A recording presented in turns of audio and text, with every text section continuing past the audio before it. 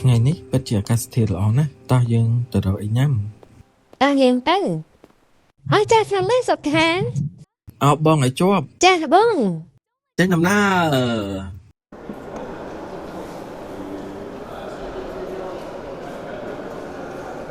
ណែទៅអូនញ៉ាំផងកុំញ៉ាំយូរពេកមីរីកអស់ហើយតោះញ៉ាំប្រាំងគ្នាអីបងចង់ឲ្យពេលវេលាឈប់ត្រឹមនេះណាអូនក៏ចាំដែរមើលទៅទំនងឆ្ងាញ់ដល់ហើយតែមែនហើយវាឈ្ងុយខ្លាំងណាស់ចាំតិចទៅអូនចិត្តអិនហើយអូខេបងសុំទោសវាគ្រាន់តែជាអបតហេតុតែប៉ុណ្ណោះអបតហេតុបងធ្វើឲ្យវាខូចអស់ហើយបងដឹងហើយបងសុំទោសបងសន្យាល្អហើយចាំទីបំផុតចិត្តដល់ថ្ងៃល្អរបស់ពួកយើងហើយបងសប្បាយចិត្តណាស់អូនក៏សប្បាយចិត្តដែរយើងនឹងសន្យាថារស់នៅជាមួយគ្នារហូតដល់ចាស់សក់ស្កូវ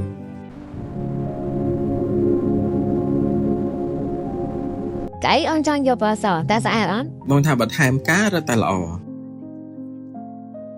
នៅសល់តែមួយខែកន្លះទៀតតែប៉ុណ្ណោះដល់ថ្ងៃរៀបការរបស់យើងហើយសួស្តីបងចិញ្ចៀនមនុស្សស្អាតណាស់តើបងចង់មើលវាដែរទេចិញ្ចៀននៅទីនេះម៉ូដស្អាតណាស់បងខ្ញុំសុំមើលអាតូចមួយនេះបន្តិចអូមួយនេះអូនវាស្អាតតែវាតូចបន្តិចណាអូនក៏បើតែពេលនេះខ្ញុំមិនអាចទិញចិញ្ចៀនរៀបការឲ្យនាងបានតែយ៉ាងហោចណាស់ក៏ខ្ញុំមានចិញ្ចៀនប្រចាំចិត្តសម្រាប់នាងដែរខែណាបងមានរបស់ឲ្យអូនអូវាស្អាតខ្លាំងណាស់បង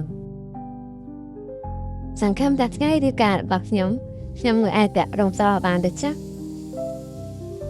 ការចំណាយរបស់យើងច្រើនខ្លាំងណាស់ខែនេះចឹងហើយតាចំណាយផ្សេងទៀតនោះយើងត្រូវតែសន្សំសំចៃជាងមុននេះជាការសន្សំសំចៃរបស់យើងអូនមើលតើត្រឹមត្រូវអត់មានតែអញ្ចឹងហេតុបងសង្ឃឹមថាការរៀបការរបស់យើងតាមពេលកំណត់ប៉ុន្តែឥឡូវយើងជួបទុក្ខលំបាកហើយបងសង្ឃឹមថាអូនយល់តើអូនអាចចាំមួយឆ្នាំទៀតបានទេមួយឆ្នាំទៀត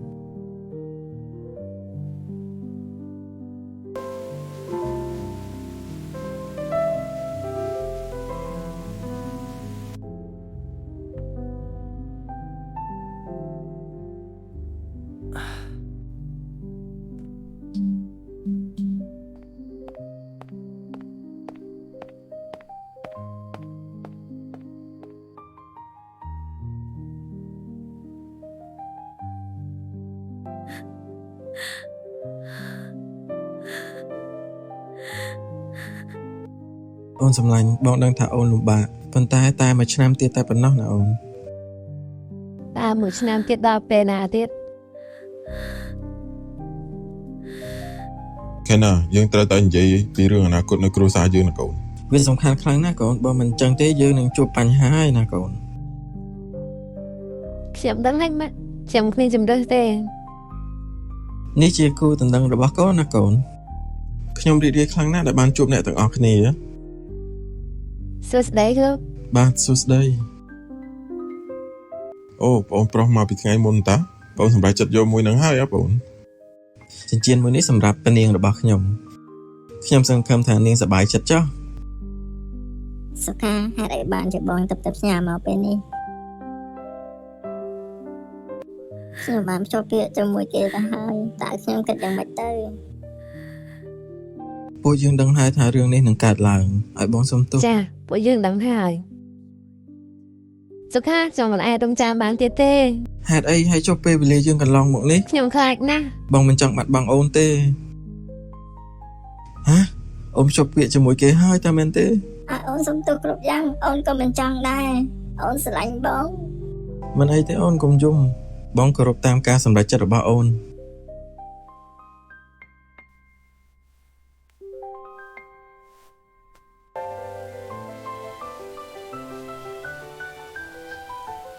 ថ្ងៃចូលរោងការមកដល់មានភ្ញៀវច្រើនកកមកចូលរួម